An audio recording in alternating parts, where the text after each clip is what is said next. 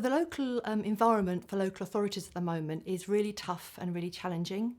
Over the last 5 to 6 years, local authorities have had to make some really significant financial savings in their budgets due to the government's drive to decrease the public spending budgets, and that's had a real impact on local authorities. Since 2010, local authorities have had to save in the region of around £20 billion, so that's an estimate from the Local Government Association, which has really shown what a tough environment and what a challenging environment it has been for local authorities. Whilst their budgets have been reducing, demands on many of their services have been increasing.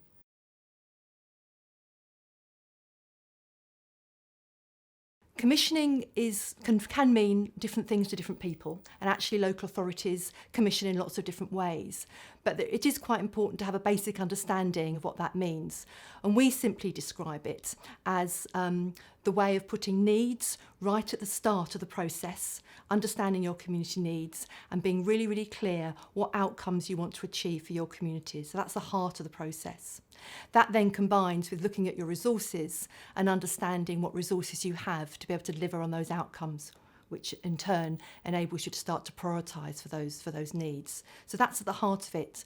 And it combines efficiency and effectiveness. So we both want the service to be both effective in delivering on its outcomes, but also as efficient as possible. And that's in a nutshell how we would describe commissioning. We often refer to the commissioning cycle or diagram, which is a circular diagram, and that's organised around 4 key elements that we call analyse, plan, do and review. And very simply put, the analyse phase is particularly perhaps the most crucial phase of the process, and that's where you do start to think about your needs of your communities and analyse what's required and really understand what resources you have across the whole of the authority to enable you to deliver those outcomes. And that encourages local authorities to think not service specifically but about outcomes. So an outcome might be how we're going to ensure that the health needs of perhaps particular parts of our communities that are most deprived can be improved. And that might be the start of the process, which would then enable you to look across a number of services about how that might best be delivered. The second element of the commissioning cycle is the plan cycle, and that's when you would looking at all your available options for delivery, and you'd undertake an options review, and then you'd move into the procurement phase of actually purchasing the best possible model for you to deliver on your outcomes.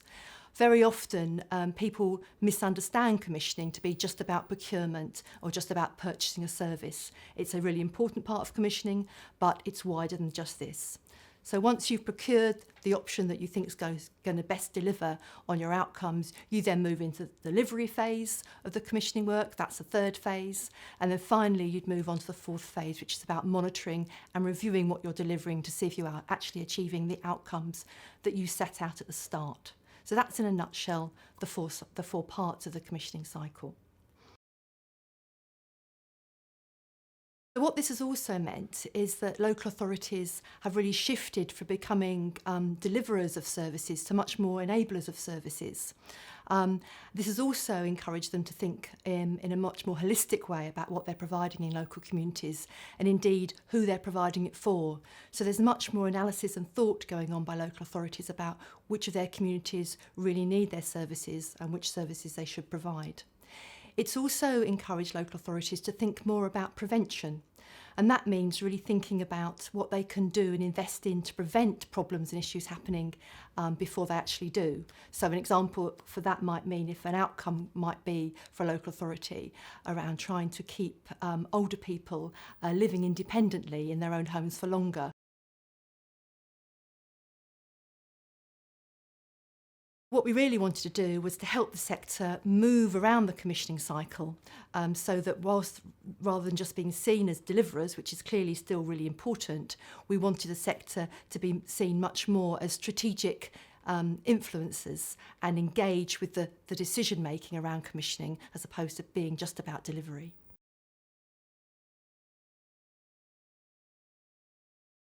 The key lesson probably overall was the real importance that we need to place on developing and building relationships with commissioners. One of our fears, and one of the things we had started to observe at Sport England, was that potentially commissioning became a bit of a dash for cash for some colleagues. And we think that's probably a mistake. What we need to do is concentrate on building and developing the relationships that are then sustainable, so that we understand the outcomes and together we can help deliver on the outcomes. So asking lots of questions, but really, really listening to where commissioners are at was really important.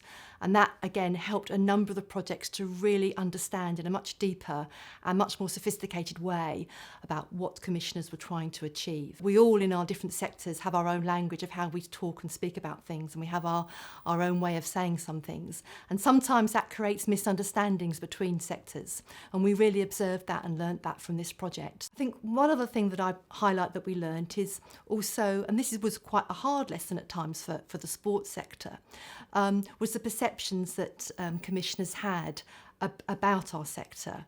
And they did see us as being at times for the sporty and not for the inactive populations. They did see us being quite facility based and perhaps about cash and income generation, as opposed to helping populations become healthier, for example. What I'd also say about the lessons was that it showed us that actually, while some of the lessons were challenging and were for our sector and hard to hear, actually what it also showed us is the opportunities are vast and huge. And I think that's something that our sector is really positive about, and we are a creative sector, so that we can bring forward those sorts of solutions to support commissioners in delivering their outcomes.